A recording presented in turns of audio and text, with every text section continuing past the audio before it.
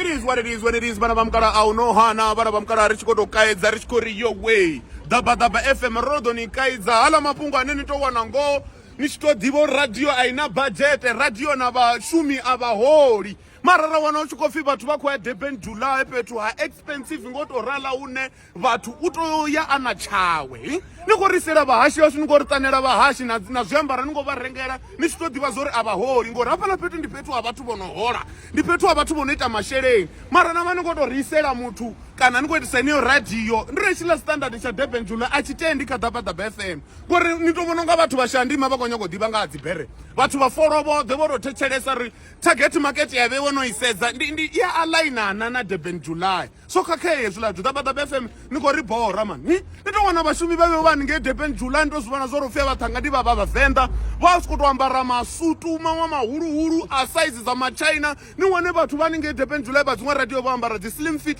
zamaitalian so kakeye zvilavzvitu richikovona rikuruza na vahashi vakotuwa niwane muhashi achikotori chamshumo ngauri opromiswa 5,000 moka muhoro wawe mushumi vakoti hora 30,000 avi ritoengedza muhoro wawe nga 5,000 akonowana 35,000 atorichana mushumo ngori ukotoshava zwezvo niwane hala mapungu aneni towana uri mushumi yeyo 30,000 achikopuwayo ndi cheredeni yotangana na penshini at the same time yadhova yava icheredhe ine yavori ndiya UIF yotangana na svu zvote ndiri aina na medical aid ngangomu zvokakeye nitowana mushumi wa daba FM hana medical aid ndiri achikorwara nitangana nedzibhangana nepala shiridzini nikosenderana naye nepala nikori andivonena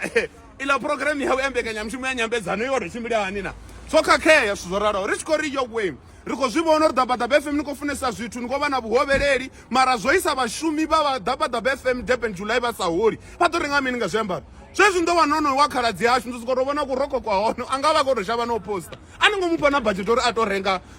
zviambaro zvonotovonara uri riwana uchikofiya hey that lady of daba FM was so hey looking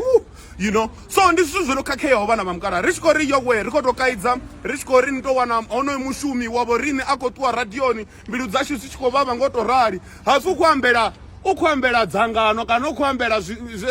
zvalihoro nawana nikodivuswa umutu ngoro yavo kotobhalelwa udhiambelo uri aengedzelo muhoro achivotori chamushumo oyo ito damimwe mishumo anekadzimasipara dzimwe kana kamamwe mahoro ndiyone mini yeneyi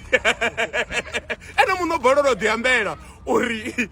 ukombela uengedzelo muhoro kavoravhuku zvino ndivona ungara vapetiyo apo unakoya hone vuamberi yahone vudhoyapina asi arikopolikana savavhenda umntu udoveyambera zvizovya zvachimbira zvamadzangano zvintu zvizovya zvachimbira ana ratovya roriya mara ene munobhalelwa udhiambela it is what it is when it is rikotokaidza richikori your way voravhuku Durban July was target market echeredo funeka kutoshuma zvimwe zvitu avaikotetapo zvimwe zvitu anepo ngori kana yatitoita neyo tayerero yavashumi vonokobhalelwa bhate ronoita nga vashumi vaveiwe mani vane avakoriinspira vana vashuma ngeno yonoshuma daba FM hey kuambarele kwawe mani it is what it is karavala vanna vakohora vana vamukara rado vava vanna vonosedzeye vadova vanna vane kamsina rine ratama ungavona ndinyi mutu ane atama unga mumwe mutu wa daba FM ndikombela example dhanika inbox kana niyambe anepo ri ndinyi muhashi wa daba